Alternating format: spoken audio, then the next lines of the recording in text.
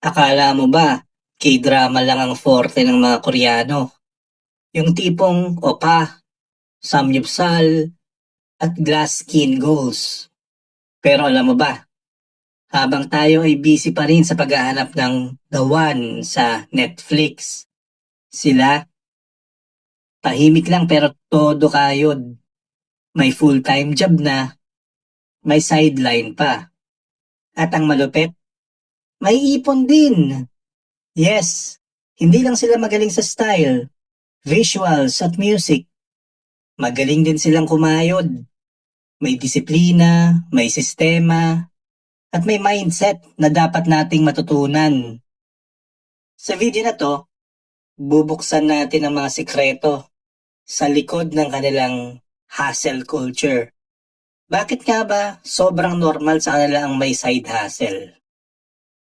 Paano nila nagagawang sabay-sabay ang trabaho, extra income, at pag-iipon? At higit sa lahat, anong pwedeng ituro nito sa ating mga Pinoy na gustong umasenso? Tara, tuklasin natin ang ipon secrets ng mga Koreano.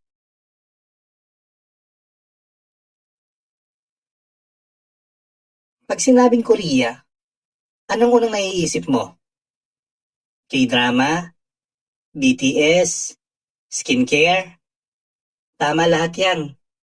Pero sa likod ng visual perfection nila ay isang napakatinding kultura ng trabaho na minsan borderline intense. Ang tinatawag nilang hustle culture ay hindi lang basta trend, parte na ng identity nila. Galing ito sa malalim na Confucian values na binibigyang halaga ang respeto, pagsusumikap, at tagumpay bilang responsibilidad mo sa pamilya at lipunan. Habang sa ibang bansa, normal lang 9 to 5. Sa Korea, parang 7 to 11 ang schedule. Mula estudyante pa lang, trained na silang magpakapagod. Yung tipong school, review center, tapos private tutor sa gabi. Kaya pagdating sa trabaho, sanay silang dumoble kayod. At ang mindset nila, kung kaya ng isa, kaya ng dalawa. Kung may oras pa, gamitin para kumita. Marami sa kanila may sideline na hindi basta-basta. Tutoring ng English, delivery via Coupang Eats, or content creation. May ilan pa nga full-time corporate worker sa araw, tapos live streamer sa gabi. Ang tanong, kaya ba nilang gawin lahat to? Oo, kasi trained na sila. At para sa kanila, hustle is an honor. Base sa 2024 data ng Statistics Korea, over 50% ng Korean youth ages 20 to 39 ay may side hustle. Oo, kalahati ng buong generation nila may extra income bukod sa regular na sweldo. Pero hindi lang to basta simpleng racket, legit business. May sistema, may branding pa nga minsan eh. Popular side hustle sa Korea today, Coupang Eats Delivery. After office, nagdi-deliver sila gamit ang scooter or bike. Tutoring, lalo na sa English or math. Live streaming, mukbangs, gaming, shopping haul, reselling, K-beauty products, fashion, and even NFTs. At ito pa, may iba sa kanila umaabot ng 1 million won or roughly 40,000 pesos per month sa sideline lang. Imagine mo, side hustle na yan ha, hindi pa yan main job. Hindi uso sa kanilang ubos oras sa ML. Kung pwede mo naman pagkakitaan ng content creation, food biz, o delivery platform. Sa kanila, ang oras ay puhunan at hindi dapat sayangin. Laging tanong nila, how can I monetize this time? Ito na ang isa sa pinaka-underrated pero powerful na sikreto. Financial education habang bata pa. Habang karamihan sa atin, natututo lang humawak ng pera pag nagkatrabaho na, sa Korea, itinuturo na ito as early as 7 to 10 years old. Meron silang Yongdon, Gyeopchang, isang notebook kung saan isinusulat ng mga bata ang kanilang allowance, gastos, at natitira. Parang ledger for kids. And guess what? Ginagawa to halos araw-araw. Ganun sila kadisiplinado. Pagdating ng high school or college, gumagamit na sila ng digital apps like TOS, Bank Salad, at Moneybook. Pati goals nila nakaset. Tuition, savings, travel, investments. Ibig sabihin, financially aware na sila habang teenager pa lang. Tayo, madalas first sahod pa lang ubos na. Blame it on culture, lack of guidance or mindset. Pero imagine this, kung sa edad 12 anyos, natuto ka ng mag-budget at mag-save, ilang financial mistakes kaya ang naiwasan mo nung dumating ka sa edad 20 pataas?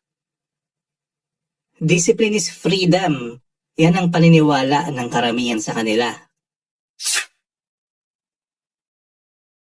Sa digital world ngayon, hindi mo na kailangan ng office para kumita.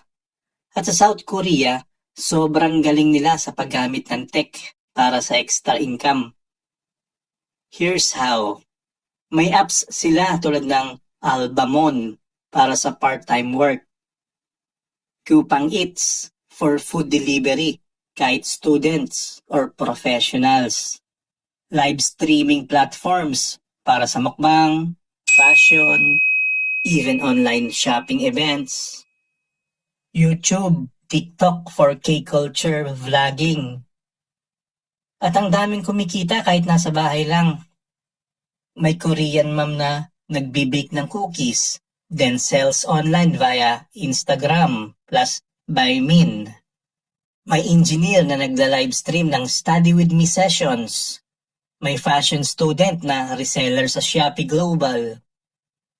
Ang mindset nila, if I have skills and Wi-Fi, may paraan para kumita.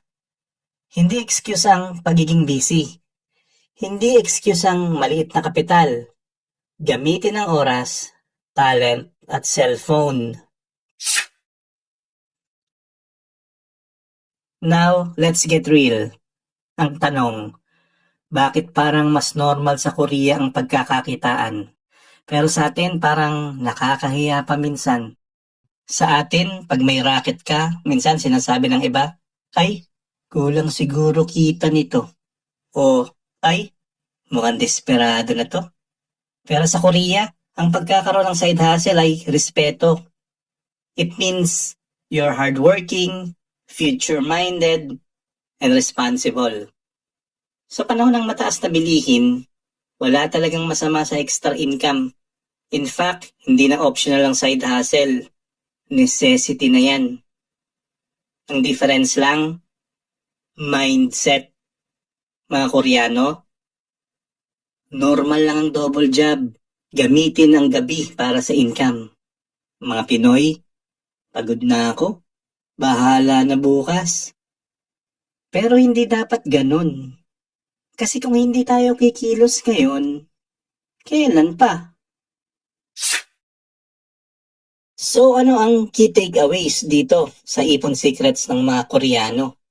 Lesson number 1, hindi pera ang puhunan sa simula, kundi mindset. Kahit may trabaho ka na, pwede kang maghanap ng extra kita. Ang kailangan lang ay willingness, oras at konting creativity. Lesson number 2, early habits equals long-term results. Kung natututunan mo nang humawak ng pera habang bata ka pa, mas iwas ka sa financial mistakes sa future.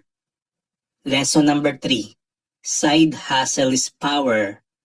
It's not a fallback, It's a step forward. Ito ang tulay mo sa financial freedom. Ngayon, ikaw naman ang tatanungin ko. Anong side hustle ang naiisip mong subukan ngayon? Ano ang talent o interest mo na pwedeng pagkakitaan sa online o offline world? Comment down below. Sideline. Kung gusto mo magkaroon ng bagong sideline ngayong 2025 para simulan ng extra money na pwede mong gawing negosyo, ipon, o pandagdag sa goals mo ngayong taon. Don't forget to like, share, and subscribe sa channel na to. Remember, hindi mo kailangan ng malaking sweldo para umasenso. Ang kailangan mo lang, tamang mindset, konting diskarte, at matalinong sideline na may extra kita. Kaya mo yan, kadisiplina.